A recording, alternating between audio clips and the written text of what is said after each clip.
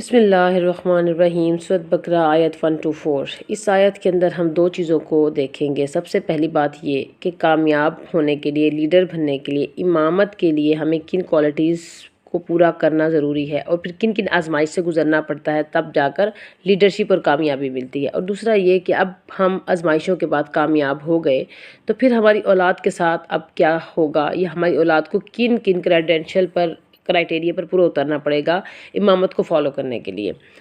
اب ہم دیکھیں کہ بنی اسرائیل کے منصب سے معزول کیا گیا کیونکہ ان کی گستاخیوں کے پیچھے آپ نے پورے رکوع میں دیکھا کہ ان لوگوں نے کیا کیا کچھ کیا، تو ان کو منصب سے معزول کیا گیا اور قیادت اب امت مسلمہ کے ذمہ لگا دی گئی۔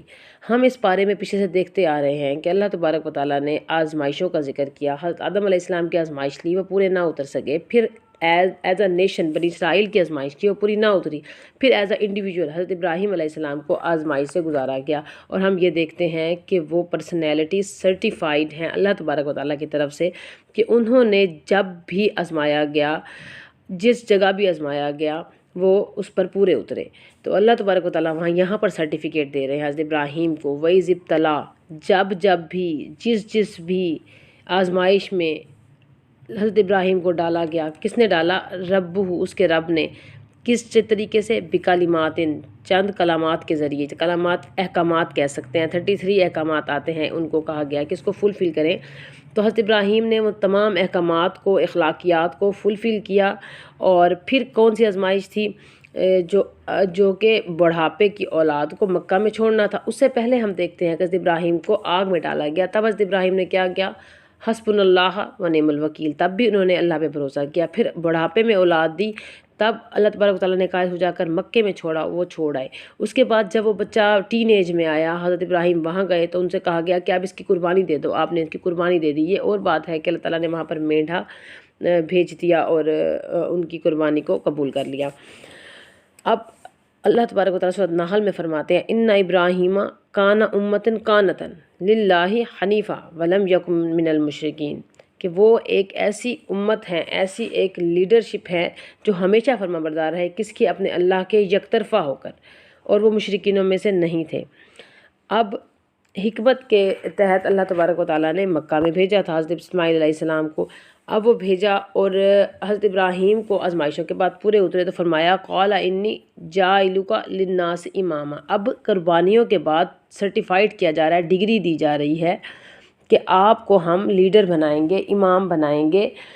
اور حضرت ابراہیم نے کیا کہا؟ وقال من ذریتی، فوراً سے انہوں نے اپنی اولاد کے بارے میں سوال کیا۔ اچھا مجھے تو ڈگری مل گئی ہے، میں تو کامیاب ہو گیا، کیا میری اولاد کے لیے بھی یہ منصب ہے؟ تو اللہ تبارک و تعالیٰ نے اتنا انٹلیکچوئل جواب دیا، ٹو دا پوائنٹ، قال لا ینال عہد من الظالمین، عہد الظالمین، کہ میرا وعدہ ظالموں کو نہیں پہنچے گا۔ ظلم کیا ہے؟ اللہ تبارک و تعالیٰ نے فرمایا ان الشرک لظلم العظیم، سب سے بڑا ظلم تو شرک ہے۔ اس کے علاوہ اپنے نفس پر کسی قسم کا جو ظلم کرے، جو آپ کی ان ڈگریز کو پرفارم نہیں کرے گا، اس کو امامت نہیں ملے گی۔ ہاں آپ کی امت میں سے وہ لوگ آپ کو فالو کریں تو ان کو ضرور ملے گا۔ اچھا ہم یہ دیکھتے ہیں کہ جو انبیاء اکرام ہیں وہ سیلف لیس ہوتے ہیں، لیکن ان کو اپنی اولاد کی بھی فکر ہوتی ہے۔ ان کی طلب کیا تھی؟ قال من ذریتی، کہ میری اچیومنٹ کا میرے اولاد تک کتنا اثر پہنچے گا۔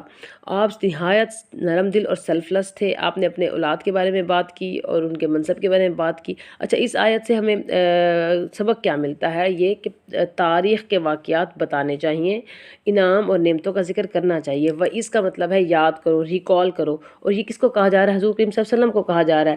حضور کریم صلی اللہ علیہ وسلم حضرت ابراہیم کی باتیں ہم سے شیئر کر رہے ہیں، اور یہ ان کو اللہ تعالیٰ نے شیئر کرنے کے لیے کہا ہے۔ ہمیں سبق ملتا ہے کہ ہمیں اپنی اولاد سے اچھے اور نیک لوگوں کی باتیں، سیلف لیس لوگوں کی باتیں شیئر کریں، تاکہ ان کے اندر بھی یہ کانفیڈنس پیدا ہو کہ وہ بھی ان پر عمل کریں۔ دوسرا کیا ہے کہ ہمیں نمونے کی پیروی کرنی ہے۔ کس نمونے کی؟ صبر اور اطاعت کی مثال تھے حضرت ابراہیم، تکلیفوں پر صبر کیا انہوں نے، اور جو بھی ان کو کہا گیا اس پہ پورے اترے، ہمیں بھی اس کو فالو کرنا ہے۔ تیسرا کیا ہے کہ حقیقی لیڈر تجربوں کے بیس پر ہوتے ہیں، نہ کہ ڈگری کی بیس پر۔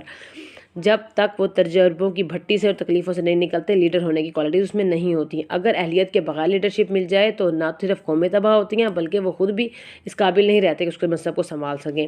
اور اولاد کے لیے خیر و بھلائی ہمارے دل میں ہونی چاہیے، اس کے لیے دعا ہے قرآن پاک میں ربنا حب لنا من ازواجنا وذریاتنا قرۃ اعین وجعلنا للمتقین اماما۔ اور دین کی بھلائی پیغمبروں کے اندر ہوتی ہے، لیڈروں میں ذات کی طلب نہیں ہوتی۔ ذات کی طلب ایک سب سے زیادہ بڑا فلا ہے جو کسی انسان کے اندر ہو تو نکالنا بہت مشکل ہے۔ آج کے دور میں آئی می اینڈ مائن، صرف اپنے آپ سے نکل کر لوگوں کے لیے زندہ رہنا زیادہ ضروری ہے، اور لیڈرز کا کام یہی ہے کہ وہ لوگوں کے لیے زندہ رہتے ہیں۔ قرآن پاک میں فرمایا گیا وَمَن يَنفَعُ النَّاسُ وَمَن يَنْقُصُ، جو دوسروں کو فائدہ دے گا وہی کامیاب ہوگا، اور خود کے لیے نہیں ہے، دوسروں کے لیے جینا ہے۔ السلام علیکم ورحمۃ اللہ وبرکاتہ۔